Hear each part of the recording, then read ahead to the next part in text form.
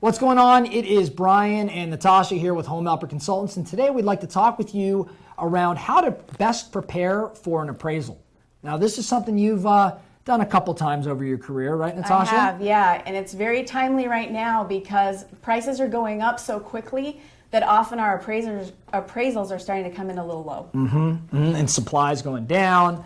Buyer activity is pretty solid. Prices are getting driven up. So you start to have some strange appraisal issues that start showing up about right now. Talk a little bit around how we best prepare for an appraisal as a seller.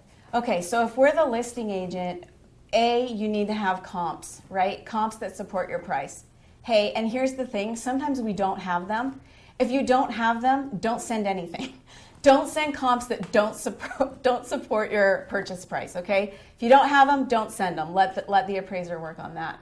But what I do is I make sure in this market that I meet every appraiser in person when they're at the property. So that might entail changing your showing instructions on the MLS, making them set an appointment so that they can't go without you, right? So that you can show up. You can do a sales pitch. You have a professional presentation that will include comps, that will include property features, that will include the dollar value of any renovations or improvements that your client has done, what not backing to Shea and actually backing, facing the other side of the street actually means for it, or backing to the golf course, or whatever it is that makes your property special and unique.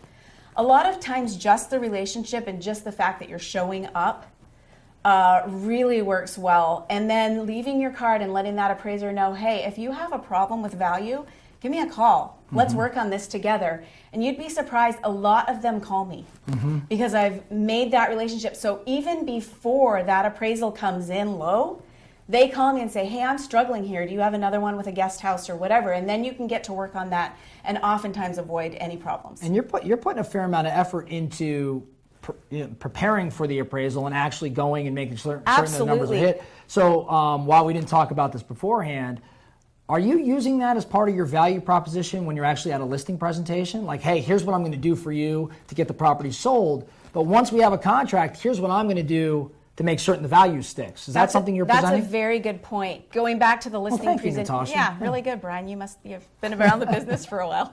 A lot of things that a lot of times the seller does not understand what you do behind the scenes. All they want you to do is get them an offer, but they do not understand all of the places in the deal. Once you're in escrow, things can fall apart.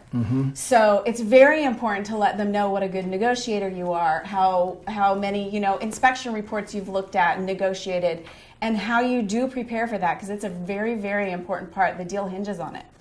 Absolutely. Well, I think that's some great advice. And we'd love to talk to you about it some more. If you have any thoughts or questions, feel free to reach out. Contact information is down below. We look forward to speaking with you soon. Thanks.